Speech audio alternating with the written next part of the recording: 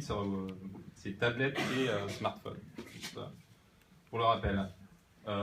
Une étude aussi qu'a publié Médiamétrie il n'y a pas si longtemps, c'est qu'on est de plus en plus en France, c'est des sources France, multi-écrans, donc 2 à 3 écrans. Donc vous avez plus qu'une forte probabilité d'avoir une audience qui se connecte à un moment ou à un autre de la journée sur sa tablette ou sur son smartphone. Donc il est plus qu'impératif de s'adapter.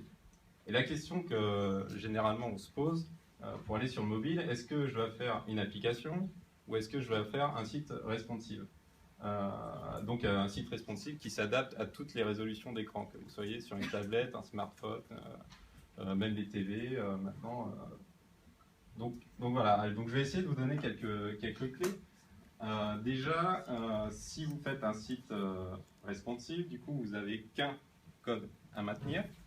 Alors que si vous allez sur des applications natives, vous devez faire une application pour iOS d'Apple, une application pour Android de Google, une application pour Windows Phone si vous voulez aussi aller sur Windows Phone. On verra les parts de marché après. Au niveau référencement, évidemment, le site responsive est la meilleure solution parce que les applications natives du coup sont présentes sur les stores d'Apple et de Google. Du coup, c'est un algorithme qui est différent de celui des moteurs de recherche. L'universalité, le site responsive, c'est fait pour ça, alors que les applications natives, comme j'ai dit, doivent nécessiter un développement pour Apple, pour Google, etc. Cependant, si vous faites un site responsive, il n'y a pas de mode en ligne, alors que sur les applications natives, vous pouvez embarquer des informations, soit des PDF, un agenda, tout ce que vous voulez.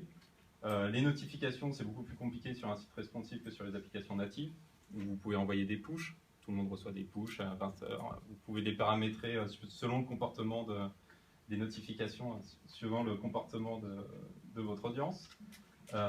Si vous utilisez des applications natives, vous pouvez utiliser les fonctionnalités des smartphones, donc l'appareil photo, tous les contacts que vous avez remplis dans votre smartphone. Donc il n'y a pas de bonne ou de mauvaise piste. Le tout, c'est de savoir quels sont vos objectifs, quel est votre budget et qu'est-ce que vous voulez en faire. Qui parmi vous utilise des apps régulièrement, tous les jours? Qui ne sait pas ce que c'est qu'une apps?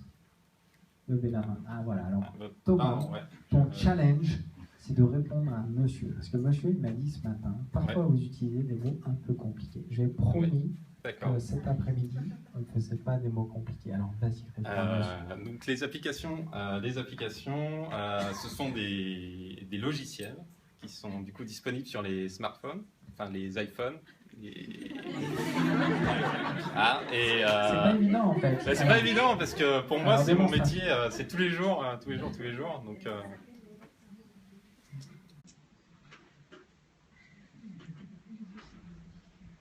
Tu peux continuer à parler, hein. Je montre à monsieur mes comptes bancaires là. Non, ça je ne vais pas le faire. Et du coup, une des bonnes façons de procéder, c'est déjà d'analyser votre audience, donc via Google Analytics que vous avez sur votre site internet, de regarder la part qui se connecte via le mobile et aussi via la tablette. Donc nous, en l'occurrence, on a quand même quasiment 40% de l'audience qui est mobile, sachant qu'on a des applications. Et du coup, dans cette audience mobile, après, vous pouvez avoir la répartition entre Android et iOS, du coup qui est à peu près à égalité, mais il y a des cas de figure où vous pouvez avoir 90% de connexion iOS, et dans ce cas-là, une app native iOS, là ça fait sens. Donc le tout c'est de bien connaître son audience. Comment ça, apps native iOS, ça fait sens? Vous comprenez pas? Non mais attendez.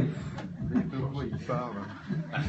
Traduction. Donc app native, c'est fait selon le code que propose Apple pour développer une application qui sera disponible sur leur store. C'est leur boutique. On a aussi des applications hybrides, Cordova, etc. Alors, on a également des applications hybrides, mais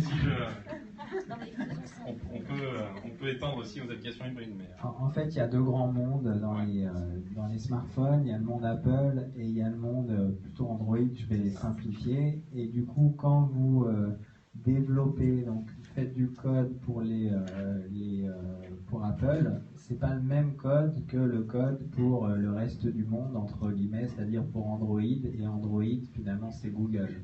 Donc c'est un peu comme si vous aviez les moteurs Mercedes et les moteurs Volvo, où on va prendre une autre marque, et les deux sont pas compatibles en fait. C'est-à-dire qu'il faut faire deux fois le travail, et c'est pour ça qu'on parle d'iOS pour le monde Apple et d'Android pour le monde plutôt Google. C'est-à-dire si vous avez un Samsung par exemple, c'est plutôt de l'Android, je crois. C'est de l'Android. Voilà. C'est ça, exactement. C'est compliqué. Hein. Oui, je sais que ça peut être un peu compliqué, mais je resterai pour des questions. Du coup, Google a mis à disposition un site pour voir si vos sites sont responsives, donc s'adaptent bien à tous les écrans. Donc, vous pouvez aller auditer votre site internet. Donc là, on a un bon exemple. La page est restructurée en fonction de la dimension de l'écran. Là, on a un moins bon exemple où on est obligé du coup de faire des actions afin de voir tout le reste de l'écran. Et du coup, après, même en référencement, ça sera pénalisé. Donc là, c'est les parts de marché du coup, des constructeurs entre Apple, iOS, Google, Android et Windows. Et du coup, on voit qu'il y a une grande partie des smartphones et des tablettes qui sont sous Android. Donc on pourrait tenter de faire que de l'Android. Mais il faut savoir que les revenus générés, c'est encore Apple qui draine le plus grand nombre de revenus. Donc pour faire un raccourci un peu rapide, mais l'argent il est plus sur Apple que sur Google. Oui, voilà, le marché des iPhones et des iPads. Exactement. Voilà, qui a un iPhone par exemple? Vous avez votre iPhone, on les ramasse. Et les autres, vous avez donc de l'Android en fait. Et ben, c'est à peu près la même répartition que cette salle. La stat est bonne. Donc si vous décidez de faire des applications natives, il faut savoir qu'il y a certains codes à respecter, puisqu'un utilisateur d'Android a l'habitude d'une certaine interface. Et du coup, Google a mis à disposition ce qu'ils appellent le material design, qui est tout ce que vous pouvez avoir pour bien designer votre application. Du coup, ils ont créé ce type de bouton qui a un nom un peu barbare, mais c'est le floating action button. Et du coup, voilà, oui, c'est l'application Twitter qui vous donne à quoi doit ressembler sur les principaux écrans une application Android, ce qui n'est pas du tout la même façon de faire que sur iOS, alors que c'est pourtant la même application où il y a, ils appellent ça aussi une tab bar avec le menu qui doit être en bas. Après, il y a beaucoup d'autres choses, mais tout ça est bien spécifié et comme dans le monde des applications, il y a une chose qui est très importante, c'est les avis. Chaque personne peut donner son avis sur le store. Si on ne respecte pas certains codes, vous risquez d'avoir des commentaires négatifs.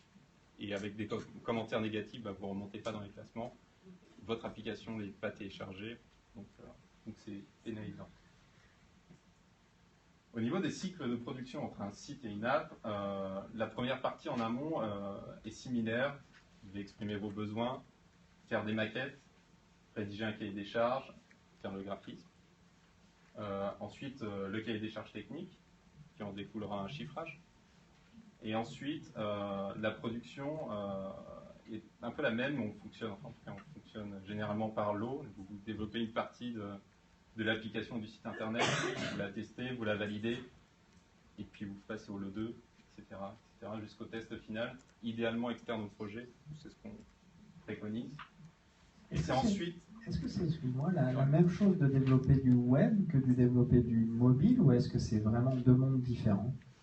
Alors, honnêtement, c'est c'est assez similaire en amont, tout ce qui est cahier des charges, spécifications. Plus on travaille cette partie-là, plus le développement se passera mieux par la suite. Après, comme les langages sont différents, on ne peut pas mettre les mêmes personnes pour développer du web que développer des applications natives. C'est vraiment à part. Pareil, il y a des questions dans les applications, c'est ce que je disais tout à l'heure, il y a du contenu qui est embarqué, alors qu'on ne peut pas embarquer du contenu sur Internet, enfin sur le web classique. Du coup, il y a quand même des spécificités. Mais bon, il y a des passerelles qui sont assez évidentes de plus en plus. De toute façon, les applications sont connectées. Ensuite, il y a la partie soumission. Donc sur iOS, il y a une phase de validation qu'il faut prendre en compte si jamais vous avez un événement pour pas être trop juste. Apple valide toutes les applications qui vont sur le store. Du coup, ils mettent entre à peu près 10 jours pour valider une application. Donc c'est un délai à prendre en compte si jamais vous voulez vous lancer dans une application pour pas vous retrouver avec une application qui n'est pas en ligne. Alors que sur Android, la mise en production est instantanée, enfin dans 2 heures après avoir mis le binaire sur la console. 2 heures après, vous allez avoir votre application disponible. Donc ça, c'est des choses à prendre en compte. Sur quelques petites différences également entre Apple et Google, donc entre iOS et Android. Les avis, vous ne pouvez pas répondre aux avis sur iOS, par contre vous pouvez répondre aux avis sur Android, donc de chez Google. Vous pouvez mettre une vidéo pour expliquer votre application, donc ça c'est fortement recommandé puisque là aussi ça sera bien vu de la part des algorithmes de Google et d'Apple. Vous pouvez également après traquer tous vos liens. Donc tout ça c'est possible. Ensuite il y a l'optimisation, on a parlé de SEO, mais maintenant il y a le ASO, donc l'App Store Optimization, qui permet du coup de mieux référer votre application. Donc il faut savoir qu'il y a des listes de mots-clés chez Apple, chez Google, sur Android, c'est votre fiche de description qui va faire que vous allez être plus ou moins bien placé sur une requête. Mais également le nombre de téléchargements, le nombre d'avis positifs, le nombre. Enfin, il y a beaucoup de choses également à prendre en compte. Et pareil que pour le SEO, ils ne se donnent pas les clés pour être bien référencé. À savoir aussi qu'une des belles fonctionnalités de Google, c'est qu'on peut déployer par étapes une application.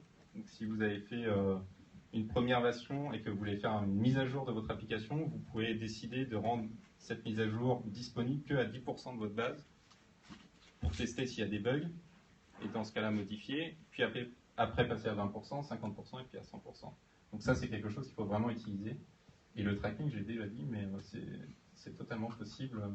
Donc vous pouvez savoir qui a téléchargé votre application, ce qu'il en fait. Donc là j'ai mis quelques captures d'écran. En fait c'est formidable le digital, on peut tout savoir sur tout. Exactement, on peut savoir qui, quand, comment, où est-ce qu'il a été. Et on a eu beaucoup de retard sur le mobile pendant un moment. Et maintenant on peut le faire très facilement. Vous êtes contents, vous avez tous des mobiles, on peut tout savoir de ce que vous faites tout le temps. C'est quand même magique tout ça. Avec la géolocalisation, etc., le nombre de pas, enfin bref. Enfin voilà, vous pouvez savoir tout, même le nombre de ventes qui a été obtenu. Enfin on peut vraiment tout faire. Et là j'ai fait un petit focus aussi, parce qu'on n'a ni site responsive, ni application. Il faut savoir qu'il y a quand même un moyen de toucher une audience, donc à travers les emails qu'on a déjà évoqués et puis les SMS.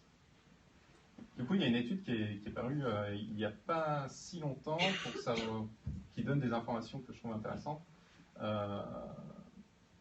notamment sur le secteur caritatif, où on voit à peu près les taux d'ouverture et les taux de clic des personnes qui reçoivent un emailing dans ce domaine-là. Donc on voit que vous aurez les slides normalement, mais on voit qu'il y a un taux d'ouverture qui est assez élevé, donc autour de 56%, qui fait partie des plus élevés des domaines comparé à la mode ou aux médias presse. Vos emails doivent être responsives, ça c'est une évidence, donc adaptés aux différentes résolutions d'écran. Un emailing qui est responsive, c'est plus 24% de clics. Donc c'est juste essentiel de le faire. Et selon cette étude, le mardi est le bon jour pour communiquer dans le domaine caritatif. Donc à voir, il faudrait faire les stats, mais voilà. On demandait des informations précises. Ça, c'est une information précise. Là, moi, je ne peux pas faire plus. À quelle heure? À quelle heure? Mais je crois que c'est... Non, peut-être pas là. Quelques règles à respecter. Donc ça, je vais passer rapidement. Juste, nous aussi, on utilise Mailchimp. Et honnêtement, ça fait très bien l'affaire, puisque c'est gratuit et limité jusqu'à 2000 adresses. Donc nous, on en aura beaucoup plus, mais c'est vraiment un outil. Il y a des templates, il y a des formats qui sont déjà responsives. Du coup, vous avez juste à remplir les blocs, à remplir les images, et c'est vraiment un outil que nous, on trouve performant. Je confirme, Mailchimp, c'est vraiment un outil qui est hyper simple. Vous avez Mailjet aussi, si vous voulez absolument acheter du français. Est-ce qu'on prend les questions ou est-ce que... Bon, juste le SMS, juste pour dire que, pareil, quand vous faites des événements offshore, c'est un bon moyen de capter votre audience et bientôt, normalement, d'ici la fin de l'année ou d'ici l'été, on pourra faire un don par SMS, ce qui n'est pas encore le cas actuellement et qui devrait être le cas d'ici, je pense, la fin d'année. Donc ça, c'est important, parce que ça existe déjà au Royaume-Uni, où l'UNICEF avait récolté 5,9 millions d'euros via ce biais, et je pense que ça pourra être utile. Alors, on va prendre des questions. D'ailleurs, à propos de dons, j'ai vu